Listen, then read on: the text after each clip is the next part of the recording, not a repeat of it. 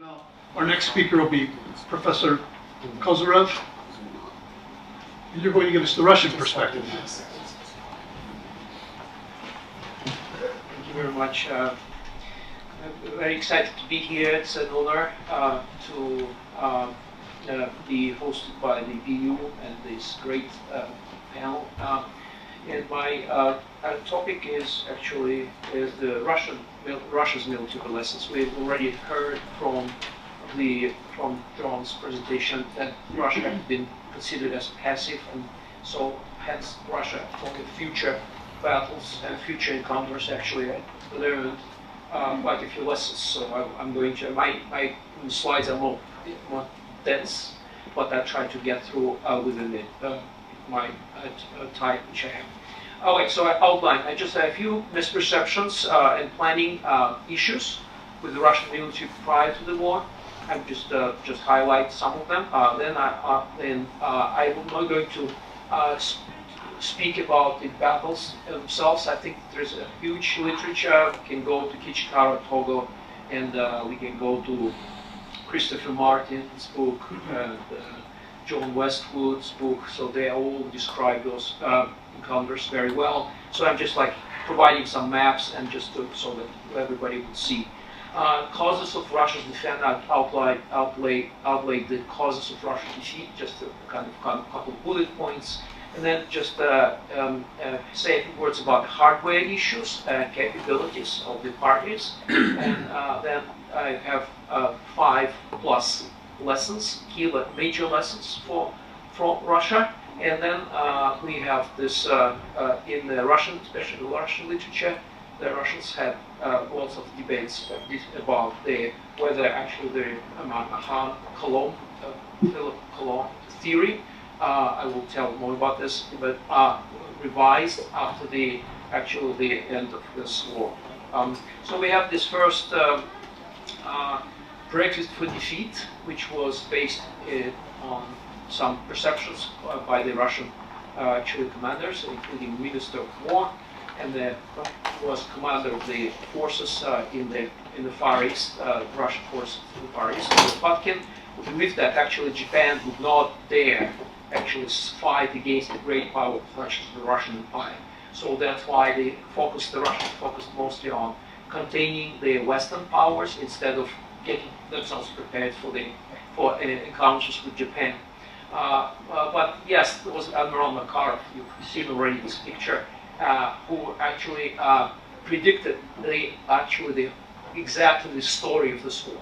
In his 1900 report, he just described what would happen, and that actually happened.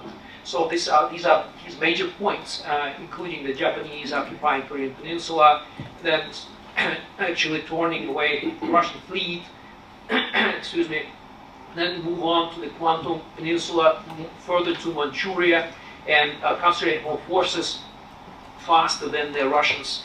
Actually, as a result, the possession of Port Arthur was on their plans, and then the belief that the land defenses of Port Arthur were insufficient, despite all the reports by other generals that we just have absolutely very huge.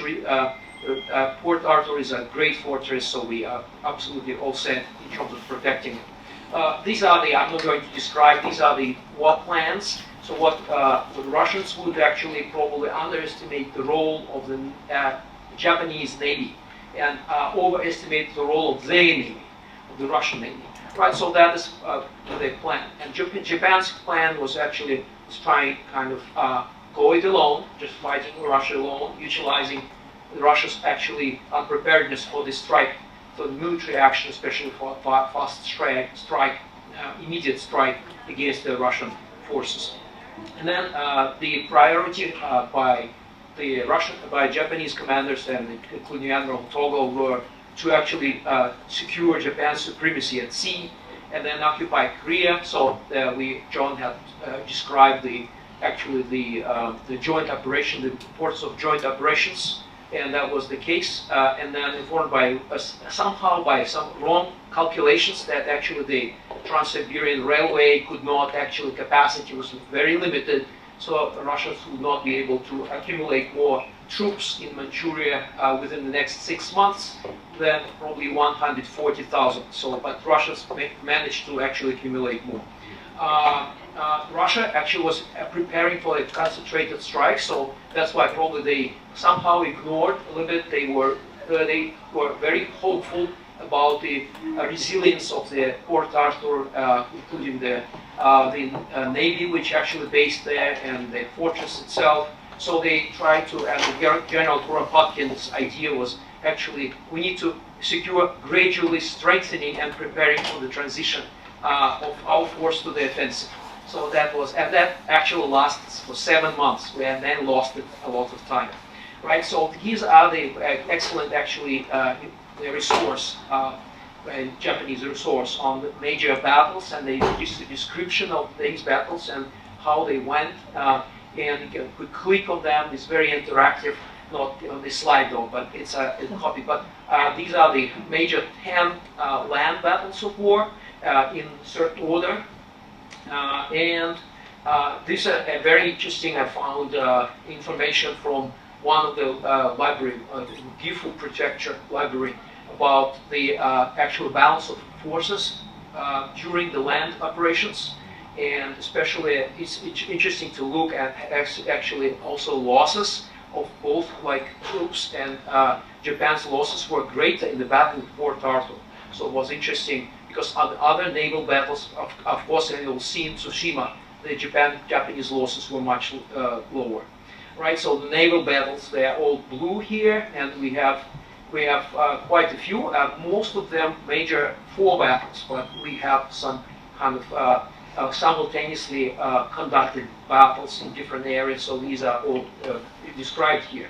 Of course, the significance of the fortress, the Port Arthur, for Russia was important, and actually that was one of the causes why Japan was so much obsessed with like Russia's presence and increasing Russia's presence, including the railway, Manchuria Railway, throughout Manchuria. So that was one of the probably the key of the core of this whole encounter. I just would describe the major flaws that actually led to defeat, which was the economic and military technical backwardness of Russia. You could see a lot of encounters, a lot of accounts describing how they actually managed to repair their battleships, and even converting some of the trade ships into the battleships. And that was actually the case. Strategic miscalculation, I just mentioned this, lack of unanimity among the commanders, imperfection of management structures, weak development of the whole region, and it is pretty weak developed, by the way. Embezzlement and bribery in the army, underestimation of the armed forces of Japan, remoteness from the theater of military operations, serious shortages of supply of troops. Some interesting assessments, I would say. One, Walt Albro's assessment, the good generalship decided the final outcome. So he believed that the commanders were actually not so good. It's a key issue that already we have seen in the previous presentation, that yes, Russia's passive kind of approach to the whole war and approach, and these are kind of already some lessons for the Russians that hey, we don't need to stay stay low and wait. So because the enemy could attack suddenly, right? And planning was very important. Example of passivity, absolutely, the Tsushima battle, and the Admiral Rozhdestvenski, who was the commander of the 2nd Squadron, the Baltic Squadron. Yes, they just made a heroic trip, 18,000 miles. You've seen this great map from John's presentation. Yeah, but his idea was just to break through. He just was choosing 3 straits, okay, where would I go? And of course, Admiral Toller predicted where he would be going and was ready for this. So he decided to break through and run away instead of like encountering and fighting. So passive tasks, he put this in passive tasks. He didn't, in the literature they said that he didn't draw out actually a plan. And then, and very important, they refused to conduct reconnaissance, so Japanese knew more about what actual Russian fleet was doing, so they were very well organized in terms of reconnaissance and surveillance. So these are the outcome of this, so very interesting map, and and the losses, including the Russian losses, and we've seen how many actual battleships are lost, but these are the human, the troops as well. Hardware capabilities. Interesting that Russian Navy was very kind of mixed, incompatible. I just went and described some lessons in the sec. You will see why this happened. And actually the Japanese Navy was absolutely superior speed. The artillery had a higher rate of fire. That was very important. And these are like some examples described here actually in terms of why this was important. And the number of hits sometimes destroyed the even more better prepared and armored battleships of the Russians. And issues with rangefinders. The Russians even launched torpedoes, and they tried to use the artillery, but many of their shells actually didn't get to the target. So munition was high explosive or not, at some point were not as efficient as the Japanese ones. Shipbuilding. So yes, there was a previous strategy from 1897 in Japan to build, because they were actually prepared for this final encounter with the Russians. So, but they actually focused on building the armored fleet, heavy armored fleet. So, and this heavy armored fleet could not navigate too far away, but it was limiting the navigation area. But it was crucial for continuous supply. So, what actually Japan benefited from this. Artillery used high explosive. I already mentioned this. And the speed I've already mentioned is much higher than the speed of the Russian Navy. Russia had been debating what kind of navy we're going to have, and there was one school which was Mahan Colomb school, and the so-called Young school, French school. The French school was focusing mostly on using not only the big battleships but also the small, heavily armed vessels to combat larger battleships. So Admiral Makarov actually represented the French school, this Jean École school, and that was probably his advantage. That's why he was so effective when he assumed the commandership in March 1904. Unfortunately, he got on the mine. So some lessons: poor preparation for war, not ready for a surprise attack. And I have a quote from Christopher Martin, who said that yes, it was like absolutely surprise attack, and which actually Japanese used later during the Pearl Harbor, December 7, 1941. The Russian Navy didn't have any kind of coherent concept of war with Japan, and were unable to prepare, and very mixed, as I said, the fleet assembled in the Far East, and they had some of the interaction with coastal artillery was not envisaged. Lesson 2. Role of tactical reconnaissance, I already mentioned during the Tsushima battle, and these are more examples, including the reconnaissance actual operations, even near the distant approaches to Port Arthur, so that they tried to improve, and especially when Makarov arrived, but after March 8th until April 13, when he was actually killed on the mine in his battleship. And very important is that the question about the development of light forces tactics, I just found the 5 most important, interesting areas we can discuss, maybe especially for those who are have better expertise in the military and naval operations. So the short range of torpedoes, so that was the big issue for the Russians and Japanese as well. So that actually pushed them. They could not actually reach with their torpedoes, and all the torpedoes they launched were actually they missed. Small mine boats was another kind of innovation because since the torpedo range was short, so they started to apply small mine boats to suddenly and kind of especially in the dark to approach the Japanese battleships and launch their mines. Cruising operations were limited. Yes, absolutely. They had some cruisers in Vladivostok, but they tried to kind of preserve them. They didn't use them, but otherwise could have. They didn't have enough of them, but some Japanese communications could have been if the cruisers were applied, could have been disrupted. Mines as offensive weapon. That's interesting that how they redesigned the whole idea how to use mines, and they used defensive mines for offensive purposes. And Japanese started first. They started using mines to actually prevent the Port Arthur squadron to leave the area, and that was very successful. That's what the outcome was. Actually the death of the passing of the commander in April, and then Russians started to using also mine layers and destroyers, but not only for torpedo attacks but mine laying, because they didn't have specific ships for this, so they started to invent. Same way as the Russians now in Ukraine, and Ukrainians and Russia-Ukraine war using different inventions, like just from the air, how to improve the particular tactics, especially how to improve the usage of certain technologies. And minesweeping, they have been successful examples of minesweeping, especially the tactics of, they created the so-called minesweeping convoy, and that was very successful. So they almost didn't lose any like those minesweeping ships. Naval base defense from the sea was very important, and actually Makarov himself issued the instructions on the defense on the raid to try to actually create maneuverable forces and to set up the patrolling daily and at night to protect approaches to the passage to the inner raid. Japan failed to bottle up the Russian fleet in the inner raid, roadstead in Port Arthur, losing 25 fire ships.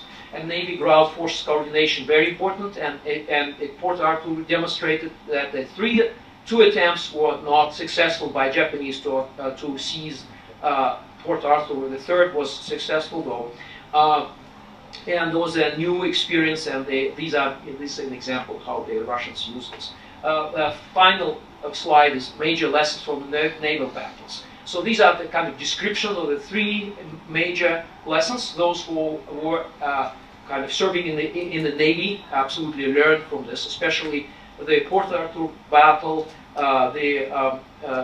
Admiral Makarov approached, just accepted the idea of new tactical in March 1904, of naval battle, the struggle between disparate naval forces using all types of weapons, not just an artillery dueling between armored ships.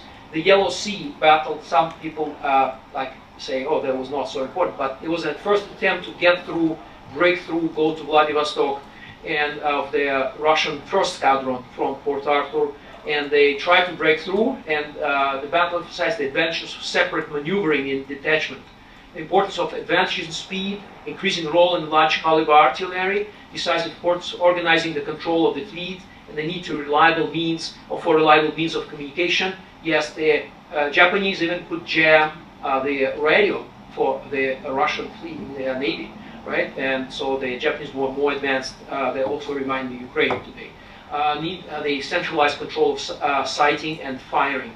Centralized control is very important because previous battles, Japanese actually were not very kind of centralized, so they were a little bit random usage of the artillery. And Tsushima, finally, great advantage of the envelopment maneuver tactics over the tactics for combat in parallel courses. So they made a kind of revolution in this. The battle demonstrated the advantage of separate maneuvering and detachment, the need to organize the interaction of all naval forces, and the increased importance of fight forces in battle, allied force in battle, along with the continuous tactical reconnaissance. And finally, so there has been debate in Russia whether or why actually was this idea of the Mahan-Coulomb theory that the grand battle is important for the naval encounters. And actually the experiences of the Russia-Japan war were like kind of dismissing this, probably the validity of this theory. So, but a lot of people after the war didn't make those conclusions. Said, oh, these grand battles still important, just ignoring the fact that actually the Russian fleet was most of the battles very passive. That's what we have already described. Today, navies should consider the factors of leadership and training Japanese were much better trained, and the Russian, lots of examples, the Russian Navy sailors were not prepared. Growing roles of advanced naval capabilities, including in continental and offshore operations, need to adapt battlefield tactics to new technologies and new lethal arms, and a crucial role of logistical planning and maintaining supply lines over vast distances. Intelligence gathering, very important. Reconnaissance, later on during World War I, certain lessons were learned and actually were used in the naval encounters of the First World War. Thank you very much.